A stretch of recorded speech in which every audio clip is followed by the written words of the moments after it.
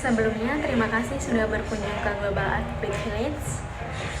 Boleh tahu tujuan datang ke Global Art untuk apa ya Bunda?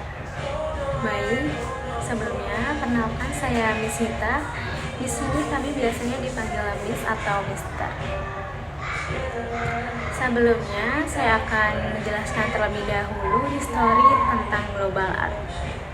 Global Art adalah perusahaan franchise yang siapapun bisa memiliki Global Art dengan membeli franchise-nya. Global Art pertama kali didirikan oleh founder kita, Mr. Mahairgo di Malaysia pada tahun 1999. Dan di tahun 2024, Global Art sudah tersebar di 23 negara. Global Art pertama kali masuk ke Indonesia pada tahun 2004. Dan di tahun 2026 ini, Global Art sudah mencapai 100 cabang lebih yang tersebar di seluruh Indonesia. Jadi, Global Art sudah ada di Indonesia 21 tahunan ya Bunda. Jadi, banyak orang tua taunya Global Art adalah les gambar. Dan mungkin Bunda taunya itu juga ya.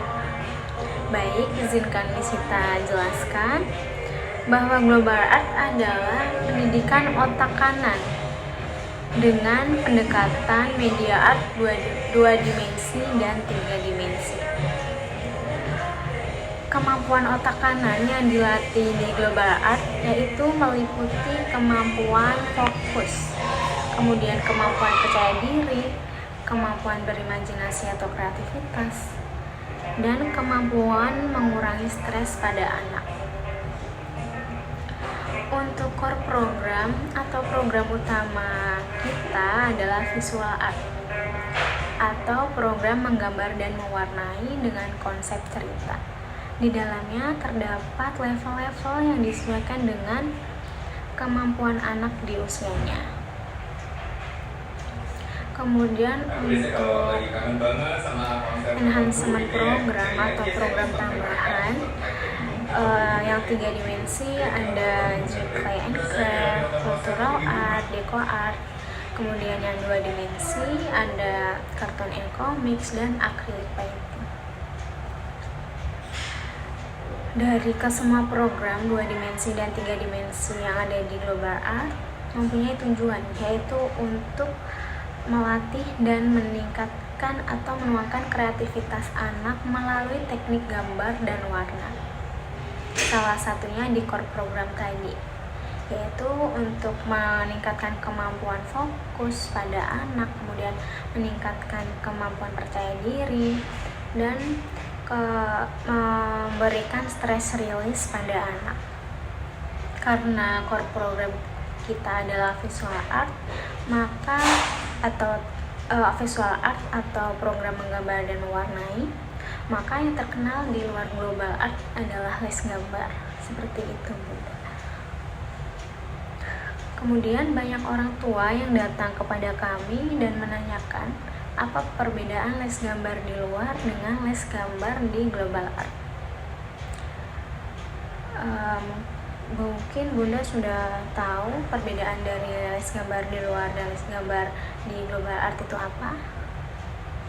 Baik, izinkan Misita jelaskan perbedaan les gambar di luar dengan les gambar di Global Art. Untuk perbedaan yang pertama itu dari tujuannya. Les gambar di luar tujuannya adalah untuk meningkatkan kemampuan anak dalam menggambar dan mewarnai saja. Sedangkan di Global Art kita berbeda. Tujuan Global Art adalah untuk mengarahkan anak siap memasuki industri kreatif. Seperti yang awal tadi saya jelaskan bahwa Global Art adalah les kreativitas. Dan yang Bunda tahu slogan dari Global Art adalah Think Kreatif. Kemudian perbedaan yang kedua adalah dari aliran seninya. Les gambar di luar biasanya menggunakan aliran seni fine art atau realis. Apakah Bunda sudah tahu kedua aliran seni tersebut? Baik, Nisita akan jelaskan. Untuk aliran fine art, tujuan dibuat karya seninya untuk kepuasan pembuatnya saja. Jadi mau orang lain tidak menyukai atau tidak mengerti karya seni tersebut tidak masalah. Atau kita bilangnya idealis. Untuk aliran seni kedua yang banyak digunakan les gambar di luar adalah realis. Tujuan dibuat karya seninya untuk menyerupai bentuk aslinya. Contohnya menggambar buah apel semirip mungkin, kemudian menggambar hewan gajah semirip mungkin. Jadi tujuannya karena menyerupai. Maka semakin mirip dan semakin nyata, maka value-nya atau nilainya semakin tinggi. Seperti itu Bunda. Global art menggunakan aliran komersial art ya Bunda. Kita berbeda dengan les gambar di luar. Nah, tujuan dibuat karya seni komersial art adalah untuk memiliki nilai jual dan mengedepankan konsep. Semakin kreatif, semakin inovatif, dan semakin out of the box konsepnya, maka value-nya atau nilainya semakin tinggi. Contohnya buah apel Bunda. Dalam karya seni realis, gambar atau lukisan apel yang sangat mirip dengan aslinya. Karena point of interest dari karya seni realis adalah semakin mirip dan semakin nyata, maka value-nya atau nilainya semakin tinggi. Dan dalam karya seni komersial art, buah apel adalah logo iPhone.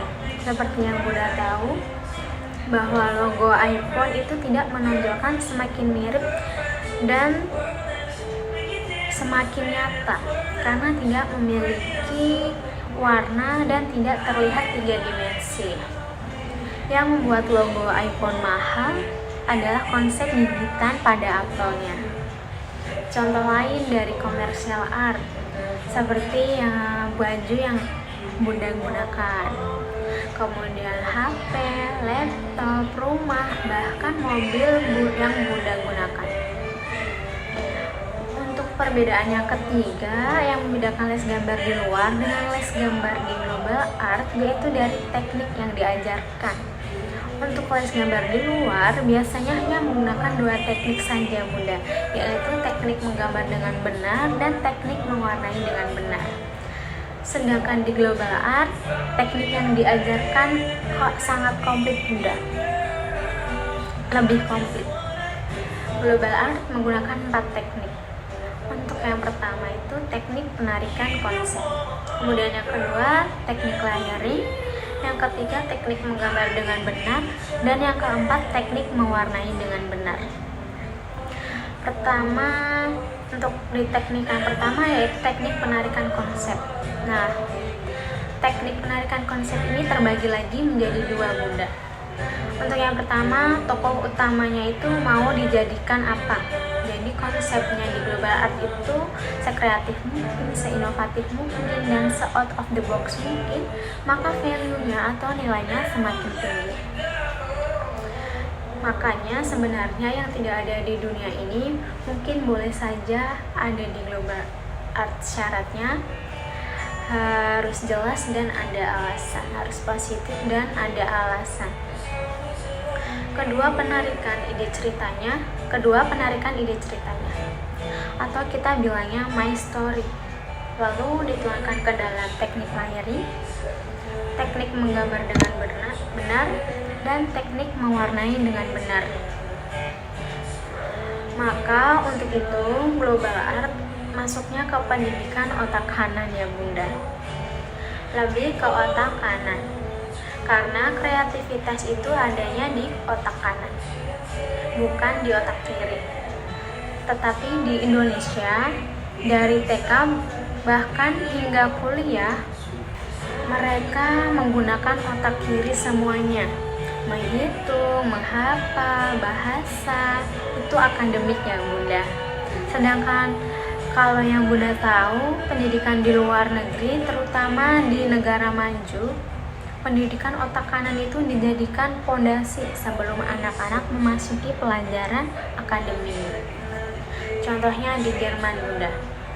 Di Jerman itu di kelas 3 SD mereka baru diajarkan menghafal, menghitung, dan bahasa.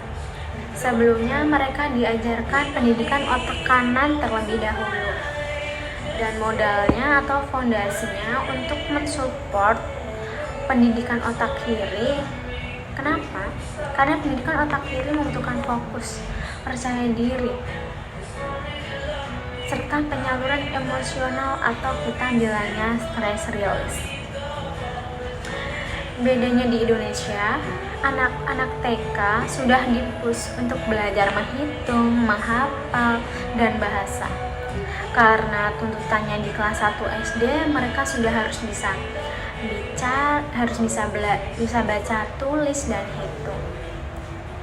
Yang pada akhirnya di Indonesia tempat-tempat les atau bimbel yang berhubungan dengan pelajaran atau akademik tumbuh subur. Kenapa? Karena anak-anak tidak bisa mengikuti atau tidak bisa menangkap pelajaran saat di sekolah. Alasan utamanya, anak-anak tidak bisa mengikuti dan tidak bisa menangkap pelajaran di sekolah adalah karena fokusnya kurang bagus dan percaya dirinya kurang bagus di saat mereka belajar. Karena di Indonesia tidak diberikan latihan pendidikan otak kanan sebelum memasuki pelajaran akademik. Makanya kenapa banyak orang tua menganggap global art ini penting untuk anak-anak mereka. Selain memberikan pendidikan otak kiri, jadi jika Bunda mau lihat beberapa preview di Google Global Art Village, banyak orang tua yang senang karena manfaat setelah mengikuti program di Global Art itu jauh lebih penting daripada hanya jago gambar dan mewarnai saja. Tetapi anak-anak mereka jauh lebih fokus, lebih percaya diri, dan memiliki stress release. Seperti itu Bunda.